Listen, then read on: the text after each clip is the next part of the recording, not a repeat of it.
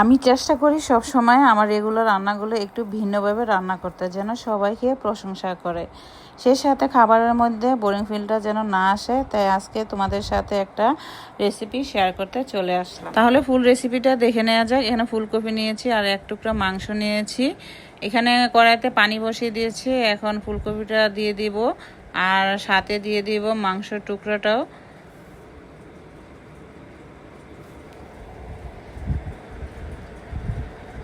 আর এখানে দিয়ে দিব 2টা আলু।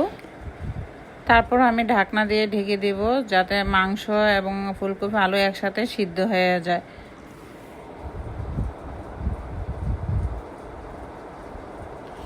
একটু খুন্তি দিয়ে নেড়ে দিচ্ছি যেন 2 পিঠে সিদ্ধ হয় ভালো করে।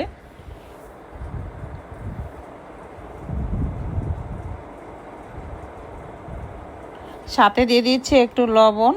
এই যে ঢাকনাটা উঠিয়ে তোমাদেরকে দেখিয়ে দিচ্ছি, পুরোপুরি সিদ্ধ হয়ে গেছে। দেখেছো একদম গরম তো ধরা যাচ্ছে না, তারপরে তোমাদেরকে দেখিয়ে দিলাম। তো পানিটা আমি ছেঁকে নিয়েছি। এখন সব উপকরণগুলো ভালো করে ম্যাশ করে নিচ্ছি। দেখেছো কত নরম হয়ে সিদ্ধ হয়ে গেছে।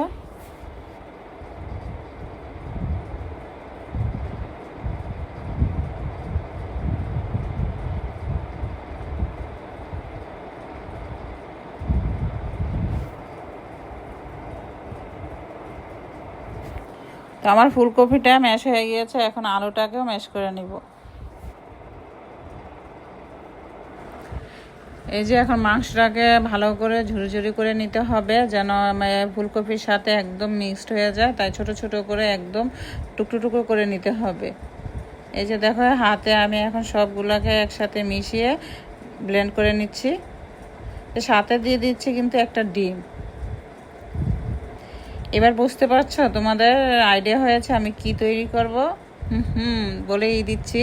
তা আমি ফুলকপির কাবাব তৈরি করব, বা তোমরা চপ বলতে পারো। এখন সব উপকরণ দিয়ে দিচ্ছি আদা বাটা, রসুন বাটা, একটা ডিম দিয়ে দিচ্ছি, জিরের গুঁড়ো দিয়ে দিচ্ছি, শুকনো মরিচ গুঁড়ো পরিমাণ মতো সবগুলোই দিয়ে দিচ্ছি। দিয়ে দিব এখন কাবাব মশলা, দিয়ে দিচ্ছি লবণ, এখন দিয়ে দিচ্ছি ধনে পাতা, এখন দিয়ে দিব পেঁয়াজ কুচি। সব উপকরণগুলোর সাথে আমি মিশিয়ে নিব।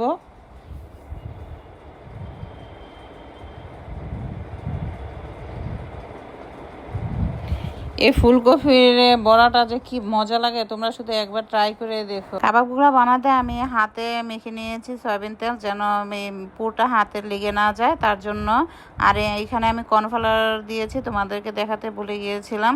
তোমরা অবশ্যই কাবাব বানালে কর্নফ্লাওয়ারটা দিবে যেন ক্রিস্পি হয় এবং খেতে ভালো লাগে।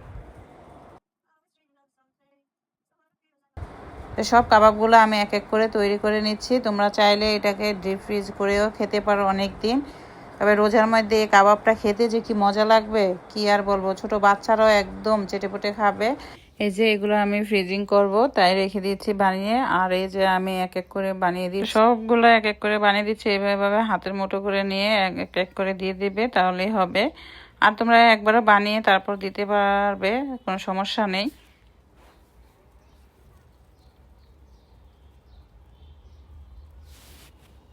এই কাবাব রেসিপিটা তোমরা ইফতারিতেও রাখতে পারো, এটা খেতে খুবই মজা লাগে। তোমরা ইফতারের মধ্যেও খেতে পারো। এই যে দেখো কত মুচমুচে করে ভাজা হচ্ছে।